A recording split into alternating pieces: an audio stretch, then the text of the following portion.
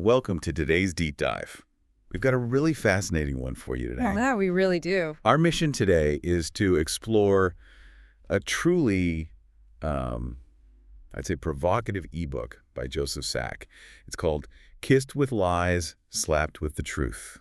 And the subtitle is How Comfort Culture is Quietly Destroying Our Relationships, Our Character, and Our Growth. Right. So we're going to figure out how we, like as a whole society, have collectively decided that avoiding discomfort is somehow more important than actually fixing the root of our problems. Which is a pretty bold claim to make. It really is. Yeah. And to understand how we arrived at this bizarre cultural moment, I want you to imagine something. Picture this. Imagine you wake up with a terrible, agonizing pain in your shoulder. Ouch. Okay. Yeah, exactly. Yeah. So you decide to go to a spa, right? And they give you this warm, really soothing massage with lavender oil. Sounds pretty great, honestly. Oh, it feels incredible. While you're lying there on the table, the pain just fades away entirely. But the second you step outside, the agony is right back. Right, because you didn't actually fix anything? Exactly. Because you didn't need a massage. You have a torn rotator cuff. What you actually needed was physical therapy. And physical therapy hurts. It hurts a lot. It aches. It challenges you. It forces you to move the exact muscles you have been desperately avoiding. But it's the only thing that actually fixes the shoulder. That is a brilliant way to frame the core tension of this text. We are essentially choosing the lavender oil over the physical therapy. Yes. But we're doing it for our entire emotional lives. I mean, we were opting for the temporary, soothing illusion of wellness over the difficult, painful reality of genuine healing. Okay, let's unpack this. Because the foundation of this entire text is sitting right there in the title. Yeah. Human beings have made this almost unconscious calculation. Right. We would much rather be kissed with lies. You know, statements that are warm and validating and ask absolutely nothing of us. Then slapped with the truth. Exactly, because the truth stings. It forces honest self-reflection. Like, nobody goes out looking to be slapped. Nobody at all. But if the truth is the only mechanism that actually gets us unstuck from our destructive patterns, how did we end up prioritizing our own comfort above literally everything else? That's the big question. It is. And whether you are trying to help a friend who is permanently stuck in a rut, or navigating a romantic partnership, or, just looking around at modern social dynamics and feeling deeply confused, this deep dive is going to completely reframe how you view words like support and sympathy and compassion. It absolutely will reframe those concepts for you. The overarching theme we're dealing with here is what Sack calls comfort culture. Comfort culture. Yeah. He's identifying a systemic, really fundamental shift in our values.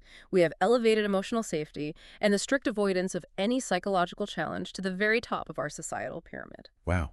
So comfort is king now. Exactly.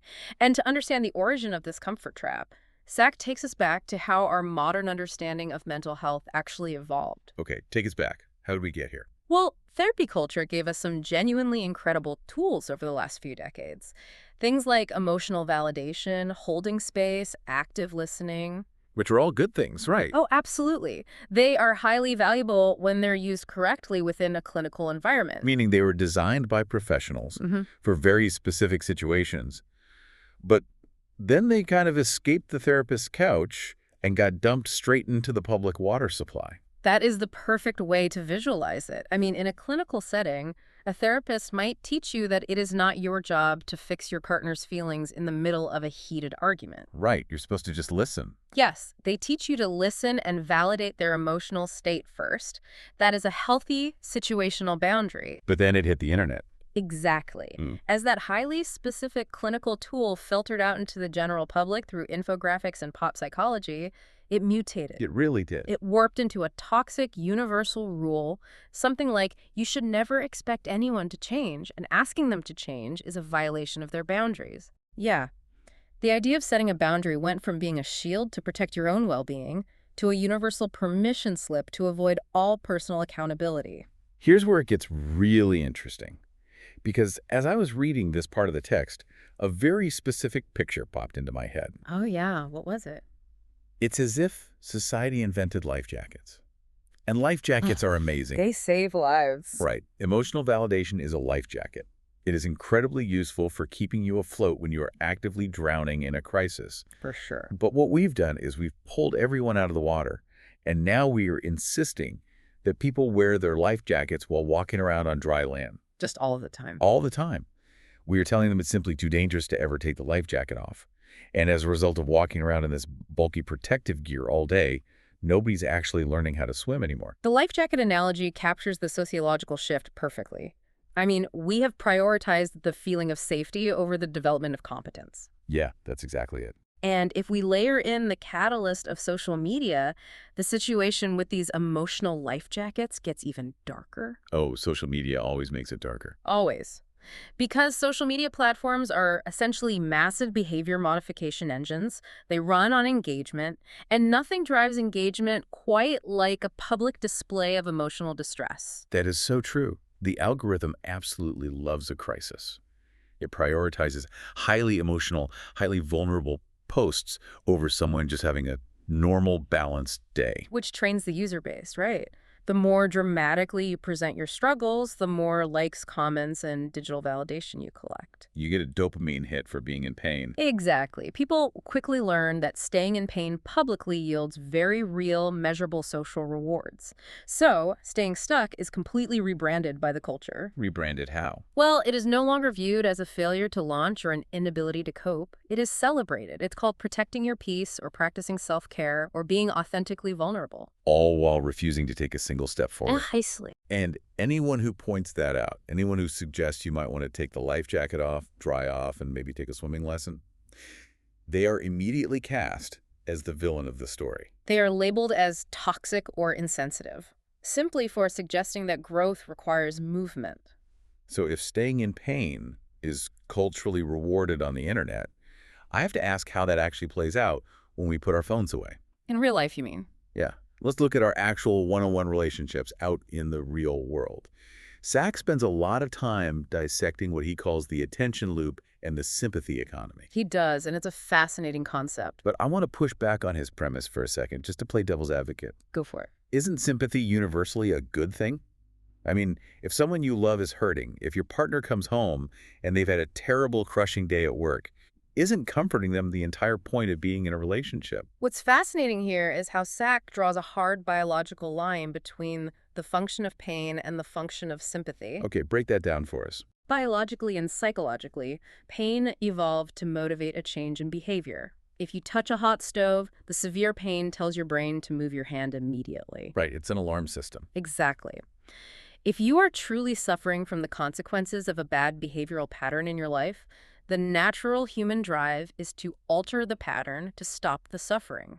But Sack argues that sympathy kind of short-circuits that biological drive, doesn't he? He does, because if that same destructive pattern generates a steady, reliable stream of sympathy from your friends and loved ones, the incentive structure completely flips upside down. Wait, so the pain actually becomes rewarding. Yes. Let's invent a scenario to really see the mechanics of this sympathy economy in action. Imagine two friends. Let's call them Sarah and Mark. Okay, Sarah and Mark. Sarah comes to Mark every single week to complain about her manager at work. She says her manager is overly critical, the job is destroying her mental health, and she feels completely undervalued. We all know someone like this. We do. And Mark, being a good, modern, supportive friend, listens actively. He validates her feelings. He tells her the manager sounds terrible and that her frustration is completely justified. He gives her the lavender oil massage. Exactly. He provides the sympathy, which feels incredibly good to Sarah. But it doesn't fix the manager. No, it doesn't. And it feels so good that the pain of the job is no longer a bug in Sarah's system. It becomes a feature. Oh, wow. The bad job becomes the reliable mechanism that produces the reward of Mark's attention and care. So Sarah gets to vent. She absorbs Mark's emotional labor. She feels temporarily validated. And crucially, she does absolutely nothing to update her resume or look for a new job. Oh, man. And then the loop just runs again the following week. That is the sympathy economy. Mark is literally funding Sarah's dysfunction with his own emotional energy. That is a staggering way to look at friendship. The listener who is just trying to be a good friend is actually the bank rolling the bad habit. It's tough to realize, but... Yeah. But Sack goes even further. He goes into what I thought was the darkest, most insidious part of this whole dynamic, the gaslighting layer. Yes, the gaslighting layer is rough. Because eventually, Mark is going to get exhausted. You can only listen to the same complaint so many times before the sympathy will run dry. The fatigue is absolutely inevitable. The person funding the sympathy economy will eventually try to gently break the cycle. So Mark finally says, "Hey, Sarah, I know this job is really hard on you, but this is the 50th time we've talked about this manager. Have you thought about having a direct conversation with him, or maybe just applying for that opening in the other department? And according to Sack, the reaction from Sarah is rarely an epiphany. Right. She doesn't just say, oh my gosh, Mark, you're right. No, it is usually explosive. The sympathy shifts from being a gift Mark offers to a weapon Sarah uses against him. Wait, a weapon? Yes. When the supportive listener finally tries to hold the person accountable or suggest a concrete action, the person extracting the sympathy flips the script entirely. They gaslight the listener. Oh, I see where this is going. Suddenly, Mark is no longer the supportive friend who listened for 6 months. Mark is unsupportive. Mark is toxic. Mark just wants to fix everything instead of validating Sarah's lived experience. And Mark, who genuinely loves Sarah and doesn't want to be seen as a bad friend or a cold person, immediately backs down. He retreats. He apologizes for overstepping, and he hands over more sympathy to smooth things over. Which protects the cycle. The cycle is protected. Sarah gets to keep her comfortable pattern of complaining without changing, and Mark is left doubting his own sanity, wondering if he really is just a terrible, unfeeling listener. And this constant successful extraction of sympathy over months or years eventually calcifies. Calcifies, like it hardens. It stops being just a behavioral loop that someone falls into occasionally, and it hardens into an entire identity. This brings us to the concept of the victim lifestyle, which Sack explores in depth. Now, Sack is very careful to draw a line here, which I think we need to highlight clearly for the listener, because we have to remain neutral on this. He is not talking about actual systemic oppression or criminal victimization. It is a vital distinction to make. Being victimized is a circumstance. Right. It is something that happens to you, often unjustly, it is outside of your control, and it causes very real harm. But the victim lifestyle is different. Very different. Building your entire daily identity around victimhood, the victim lifestyle, is a choice. And the defining characteristic of this lifestyle is that the narrative never, ever points inward. The locus of control is entirely external. Every failed friendship they have is always the other person's fault. Yes. Every hostile workplace they leave is because the culture was toxic. Right. Every romantic breakup is because their ex was secretly a narcissist. It creates this impenetrable shield around the ego. The responsibility is entirely externalized, which means the individual never has to experience the discomfort of admitting they might be difficult to work with or that they might be a poor communicator. So what does this all mean? How does someone possibly wake up from this mindset if they have spent years, literally years, building their entire personality around being the wrong party? It's not easy. No, because Sack introduces what might be the most brutal but absolutely necessary tool in the entire text. He calls it the common denominator question. It is a devastatingly simple question, and it is really the only psychological crowbar capable of breaking open that impenetrable shield. The question is this: if every significant relationship you have ever had ends with the other party being entirely at fault, Yeah. well, what is the one thing present in every single one of those situations? The answer is inescapable. Yeah. You are the common denominator. It reminds me of the old saying, if you run into a jerk in the morning, you just had bad luck and ran into a jerk. Right. But if you run into jerks all day long, from the moment you wake up to the moment you go to sleep, you're the jerk. Exactly. But Sack points out that asking this common denominator question, or even gently suggesting that a friend ask it of themselves, is basically forbidden in our current cultural climate. Why is it forbidden? That is the ultimate cultural barrier, he highlights. The common denominator question is the doorway to actual self-awareness. It is the first painful step of physical therapy. Back to the shoulder. Right. But comfort culture has equipped the victim lifestyle with a brilliant, if highly destructive, defense mechanism. What's the defense mechanism? If you suggest to someone that they examine their own role in a recurring negative pattern, they don't have to engage with the idea at all. They can immediately shut the conversation down by accusing you of victim blaming. Wow. Which is the nuclear option in modern discourse. Mm-hmm. The moment someone drops the phrase victim blaming, the conversation is over. Because it taps into our deep societal fear of being seen as an oppressor or a bad person. So true. It allows the individual to safely collect endless sympathy from a position of permanent, unassailable victimhood, while virtually guaranteeing they never have to do the hard, uncomfortable work of personal growth. Okay, so if endless validation just funds this cycle of stagnation, and holding space for someone's pain without ever challenging them is actually like trapping them in a gilded cage, Right. what does real love actually look like? What does real effective support mean in practice? Sack argues that to save our relationships, we have to radically redefine love, and we have to reclaim the concepts of problem solving and, dare I say it, tough love. Tough love. That phrase alone makes people tense up now. It does. But if we connect this to the bigger picture, Sack brings in a fascinating historical and evolutionary perspective that really challenges our modern assumptions. Like going way back in time. Yes. For the vast majority of human history, a partnership wasn't about sitting in a drum circle endlessly validating each other's trauma. I'm picturing cavemen in a drum circle now. Right. But partnership actually meant two people joining forces to navigate a very dangerous, unforgiving world. It was about building security together, actively solving complex problems, and surviving. You didn't survive a brutal winter by just holding space for your partner's feelings about how cold it was outside. No, you did not. You picked up an axe and you chopped wood together. Yeah. You fixed the roof. You took action to alter the environment. Exactly. The modern idea that a good partner simply sits with your pain, making absolutely no attempt to reduce it or solve the underlying issue causing it, is a remarkably fragile and incredibly recent construct. It's brand new in the grand scheme of things. It has almost no historical precedent. True happiness and genuine security, Sack argues, isn't just feeling deeply understood while you struggle. True happiness is actually getting out of the struggle. Man, I kept thinking of another analogy while reading his defense of problem solving. Let's hear it. Imagine someone you love deeply is repeatedly, blindly walking out into a busy street with heavy traffic. They keep getting clipped by passing cars, and they keep limping back to the sidewalk, crying, bruised, and terrified of the traffic. Right.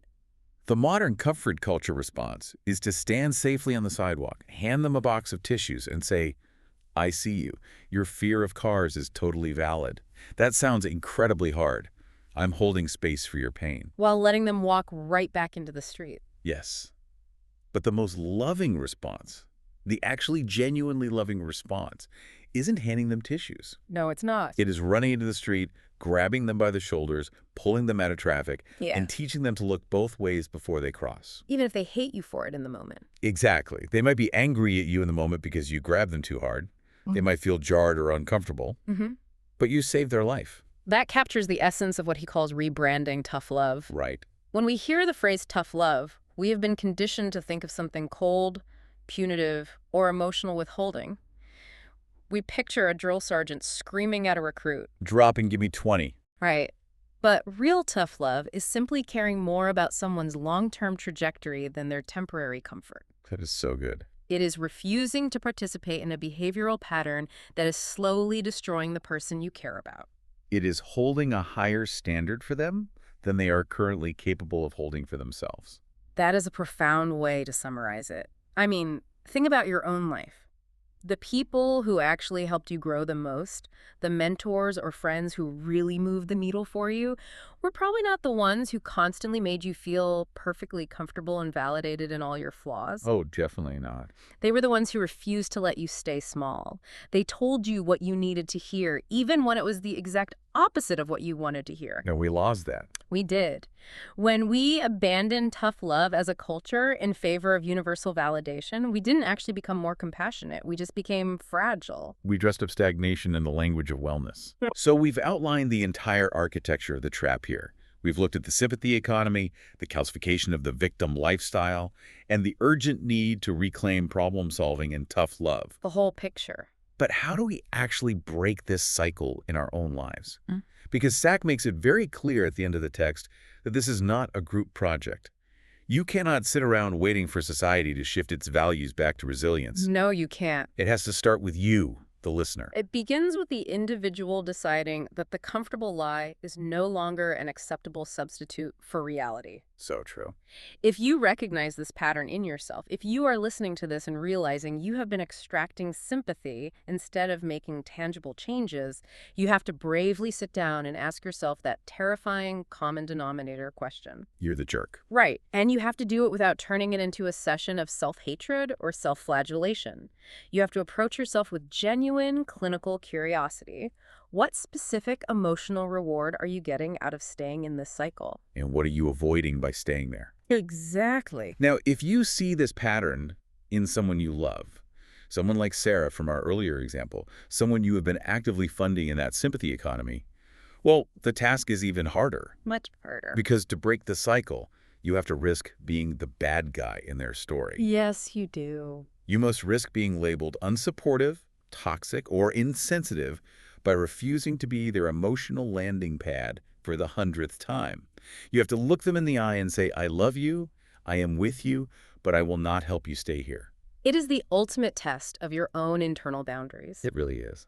To synthesize the core of Sachs' argument, we have to collectively stop rewarding victimhood performances, both in our private interpersonal lives and on a broader cultural level. Agreed. We have to relearn the ancient truth that character is built in the crucible of difficulty, not in the cradle of endless accommodation. Relationships only become truly resilient, truly capable of weathering the storms of life through rigorous honesty. We all know this deep down, don't we? We know this on an intuitive level, but we have allowed a very vocal, very prevalent cultural trend to talk us out of living it. We have traded the vital slap of truth for the soothing kiss of the lie. Well said. But I want to leave you, the listener, with one final, slightly terrifying thought to mull over as you go about your day. It builds on what Sack is warning us about regarding our growing societal fragility. What is it? Well, if comfort culture has successfully trained an entire generation to view any discomfort, any pushback, any form of tough love as a sign of literal psychological harm, what happens to us when a truly unavoidable, massive life hardship strikes? Oh, wow. I don't mean a bad boss or a difficult breakup. I mean a massive existential crisis that no amount of sympathy or therapy speak or social media validation can possibly gloss over. The real deal. Exactly. If we have spent years insisting on lavender oil massages instead of doing the painful, necessary physical therapy, have we lost the psychological immune system required to simply survive the real world? That raises a critical question about our collective future. If we do not choose the truth now, when the stakes are relatively low and the problems are manageable, we simply will not have the psychological strength to face the truth when the stakes become existential. A sobering thought to end on. But hey, sometimes you just have to do the physical therapy. Thanks for taking this deep dive with us. We'll see you next time.